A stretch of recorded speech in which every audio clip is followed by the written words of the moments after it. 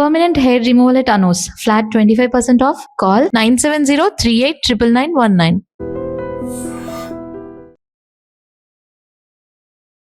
News and నిజాలు.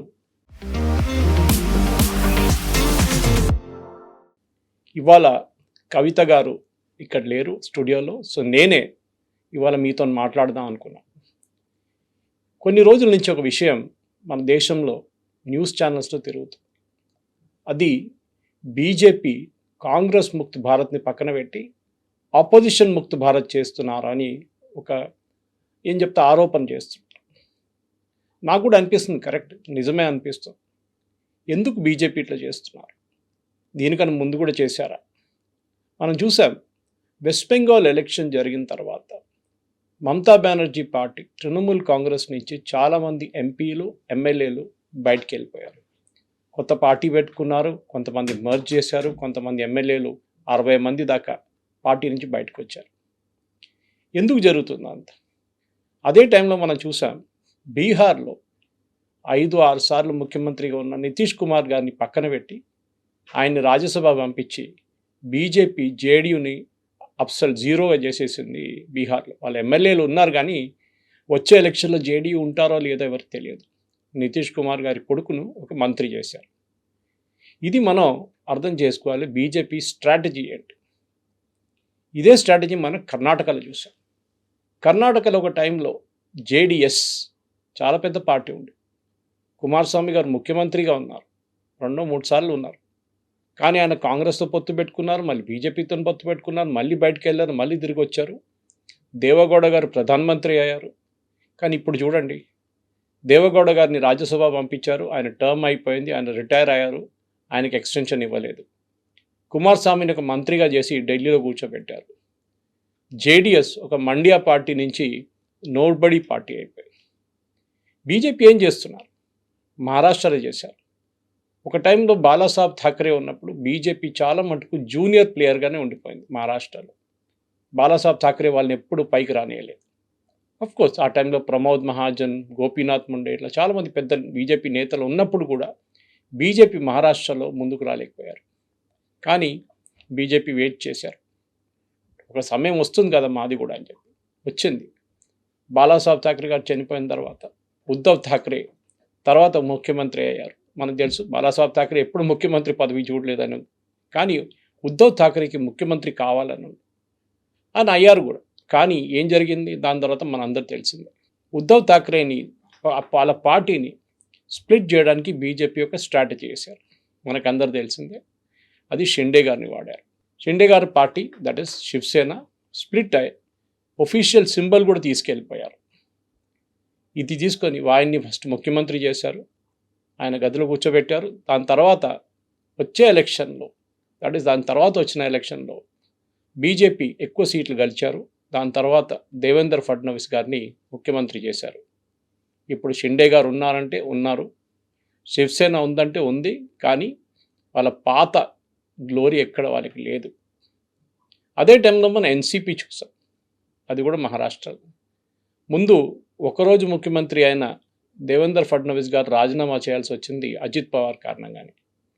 ముందు support ఇస్తాను, మిమ్మల్ని మీకోసం ఓట్ ఆఫ్ కాన్ఫిడెన్స్లో ఓట్ వేస్తా అని చెప్పిన ఎన్సీపీ వాళ్ళు తర్వాత కాలు మార్చుకున్నారు. ఇది జరిగింది. దీని అవత బీజేపీ ఏం చేశారు, వాళ్ళు వెయిట్ చేశారు కొన్ని రోజులు. దాని తర్వాత విజయ్ అజిత్ పవార్ని మళ్ళీ వాళ్ళ వైపు తీసుకొచ్చారు, ఎన్సీపీని స్ప్లిట్ చేశారు. తర్వాత అజిత్ పవార్ గారు ఒక ఎయిర్ క్రాష్లో చనిపోయారు. కానీ ఇప్పుడు ఎన్సీపీ ఉందంటే ఉంది, ఎన్సీపీ లేదంటే లేదు, ఆ పరిస్థితికి వచ్చేసారు. ఏం జరుగుతుంది మన దేశంలో? చాలామంది అంటారు ఒక డెమోక్రసీలో ఒక స్ట్రాంగ్ ఆపోజిషన్ ఉండాల్సింది, అది కరెక్టే. కానీ అపోజిషన్ ఒక ఫ్యామిలీ పార్టీ అయితే ఏమవుతుంది? మీరు చూడండి, అన్ని పార్టీలు ఇప్పుడు దాకా నేను మాట్లాడుతున్న పార్టీలన్నీ ఫ్యామిలీ పార్టీలు. Mamata Banerjee TMC, Deve Gowda Kumaraswamy JDS, Nitish Kumar JDU, Ajit Pawar NCP, ఇట్లా చాలా మటుకు పార్టీలు ఉన్నాయి. ఇప్పుడు భయం ఏం వేస్తుంది అంటే అందరికి, రేపు మా పార్టీ ఉంటుందో లేదో అని. ఇప్పుడు మనం చూస్తున్నాం, ఈ వెస్ట్ బెంగాల్ డ్రామా నడుస్తున్నప్పుడే శివసేన కొంతమంది ఎంపీలు కనిపించకపోయారు, నిన్న రాత్రి నుంచి కనిపించట్లేదంట వాళ్ళ ఫోన్లన్నీ స్విచ్ ఆఫ్ ఉందంట. పాపం ఉద్ధవ్ ఠాక్రే ఫోన్ చేస్తున్నారు, ఎవరు ఫోన్ ఎత్తటం లేదు, ఫోన్ స్విచ్ ఆఫ్ చేస్తుందని మెసేజ్ వస్తుంది. ఇప్పుడు చూస్తే అందరూ ఢిల్లీలో ఉన్నారు, ఢిల్లీ చేరుకున్నారంట అందరూ. ఢిల్లీలో ఏం చేస్తారు వాళ్ళు? బీజేపీ వాళ్ళని కలుస్తున్నారా, వాళ్ళ లీడర్ని కలుస్తున్నారా, నితిన్ నబీన్ గారిని కలుస్తున్నారా, భూపేంద్ర యాదవ్ గారిని కలుస్తున్నారు. చాలా మటుకు ఆరోపణలు వస్తుంటే బీజేపీ 15 కోట్లు 20 కోట్లు ఇచ్చి ఒక్కొక్క ఎమ్మెల్యే ఒక్కొక్క ఎంపీని కొనుక్కుంటున్నారని. కానీ మనం అర్థం చేసుకోవాలి, కర్ణాటకలో జేడిఎస్ని బీజేపీ కొనక్కర్లేదు, జేడిఎస్ పార్టీ లేకుండా పోయింది. అదే టైంలో వెస్ట్ బెంగాల్లో బీజేపీకి ఎంపీలు కావాలి, ఎమ్మెల్యేలు కాదు. వాళ్ళకు 208 మంది ఎమ్మెల్యేలు ఉన్నారు వెస్ట్ బెంగాల్ అసెంబ్లీలో. ఎమ్మెల్యేలు అక్కర్లేదు, బోర్డు కూడా పెట్టేశారంట, నో ఎంట్రీ బోర్డు అని చెప్పి. దానికోసం వాళ్ళు సపరేట్ బ్లాక్గా కూర్చుంటున్నారు, రితుప్రత బెనర్జీ లీడ్ చేస్తున్న లీడర్ ఆఫ్ అపోజిషన్గా. అదే టైంలో మీరు ఇటువైపు వస్తే, మనం మహారాష్ట్రకి వస్తే, శివసేన పార్టీలో ఇప్పుడు ఉద్ధవ్ ఠాక్రే వైపు నుంచి ఉన్న ఎంపీలు చాలామంది శివసేన షిండే గ్రూప్లో చేరబోతున్నారని వార్తలు వస్తున్నాయి. బహుశా ఇవాళ సాయంత్రం దాకా మన ఈ న్యూస్ క్లిప్ పోస్ట్ చేసేదాకా ఒక నిర్ణయానికి వచ్చేస్తారు వాళ్ళు ఏం చేస్తారని.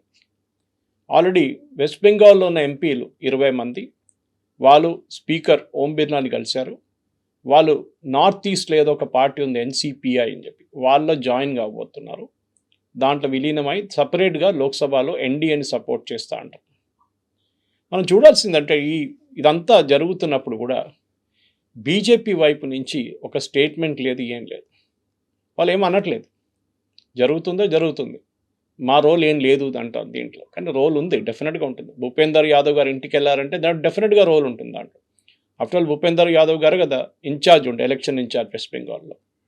కానీ మనం మహారాష్ట్ర వైపు చూస్తే అక్కడ కంప్లీట్ రెస్పాన్సిబిలిటీ దేవేంద్ర ఫడ్నవీస్కి అప్పగించారు బీజేపీ.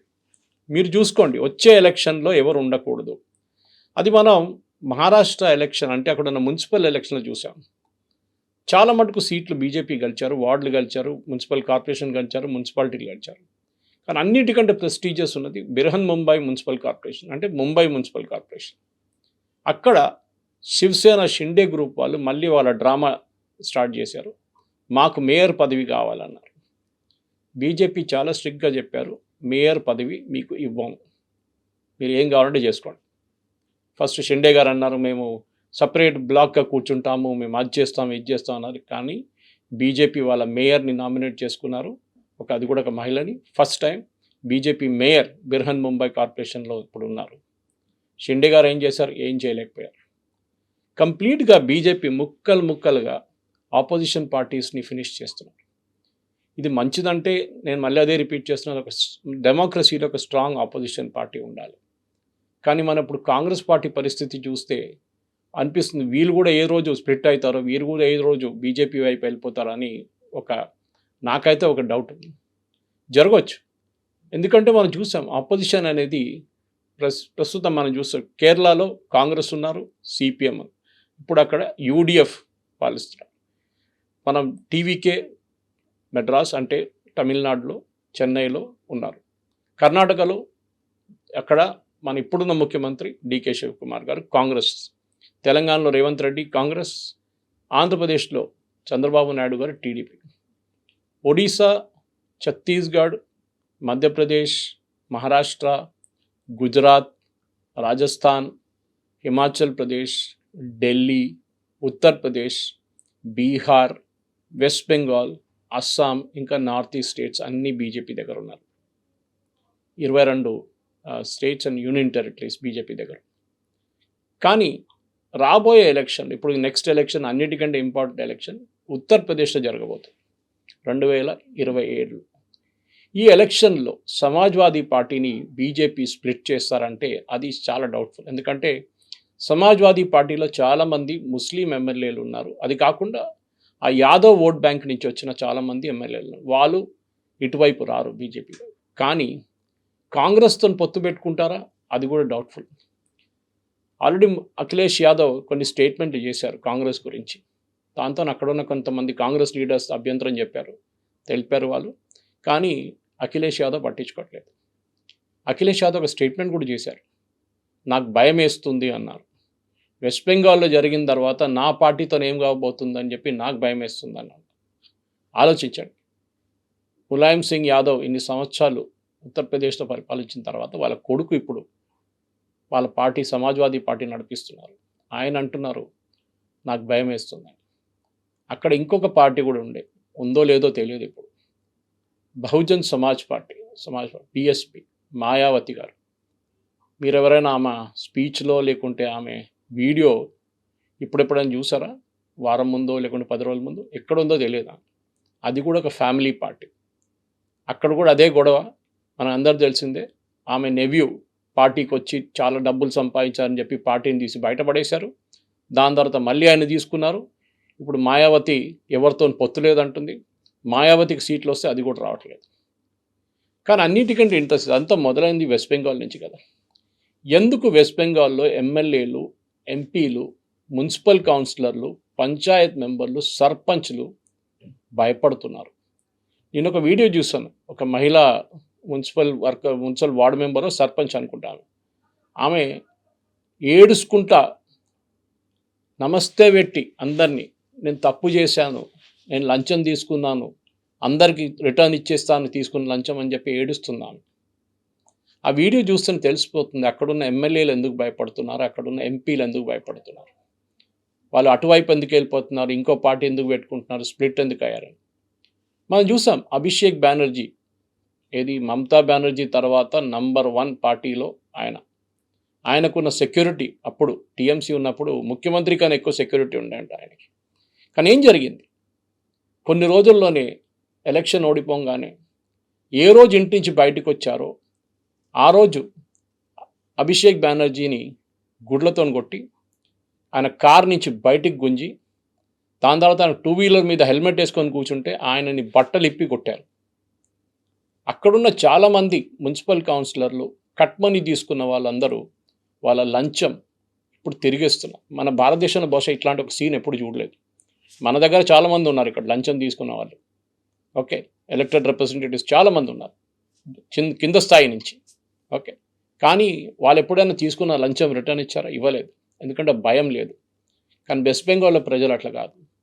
వాళ్ళకు నిర్ణయం తీసుకున్నారు.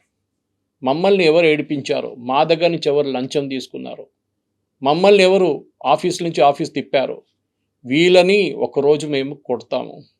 ఇప్పుడు మనం చూస్తున్నాం అక్కడ చాలామంది మున్సిపల్ కౌన్సిలర్లు వాళ్ళని బట్టలిప్పి అండర్వేర్లో రోడ్డు మీద తిప్పుతున్నారు పోలీసులు. ఎందుకు? జహంగీర్ ఖాన్ ఇంత పవర్ఫుల్గా ఉన్న మనిషి, మనందరూ తెలిసిందే మమతా బెనర్జీ టైంలో. ఆయన్ని ఇప్పుడు మొన్న పోలీసు వాళ్ళు ఎత్తుకెళ్ళారు. దీనికన్నా ముందు అరెస్ట్ చేయడానికి వెళ్ళినప్పుడు ఆయన్ని అరెస్ట్ చేయనీయలేదు అక్కడున్న ప్రజలు, అంత పవర్ఫుల్ ఉండే ఆయన. ఇప్పుడు ఏమైందండి? ఇది బీజేపీ చేస్తున్న ఒక గేమ్ అని టీఎంసీ చెప్తారు. వాళ్ళంటారు బీజేపీ వాళ్ళు చేపిస్తున్నారు. ఉండొచ్చు బహుశా, బీజేపీ వాళ్ళు కొంతమంది ఉంటారు. కానీ ప్రజలు కొడుతున్నారు. ప్రజలు మిమ్మల్ని బట్టలిప్పి కొడతారంటున్నారు చూడు. హిందీ అంటారు, మన దగ్గర ఓల్డ్ సిటీలు అంటారు, కుందల్కే మారే అంటారు. అదే జరుగుతుంది. ఈ పరిస్థితుల్లో ఇప్పుడున్న ఆపోజిషన్ పార్టీస్ మహారాష్ట్ర కానీ, కర్ణాటక కానీ, బీహార్ కానీ, మిగతా స్టేట్స్లో కూడా ఈ ఆపోజిషన్ పార్టీస్ ఉంటారా లేదా అని ఇది ఒక పెద్ద ప్రశ్నగా మిగిలిపోతుంది. కానీ వచ్చే రోజుల్లో కాంగ్రెస్ ముక్త భారత్ నుంచి ఆపోజిషన్ ముక్త భారత్ అయిపోతుందని మనం చూడాల్సింది. అప్పుడు దాకా ఎదురు చూస్తాం. దాని తర్వాత ఇంకోసారి కలుద్దాం. నమస్తే.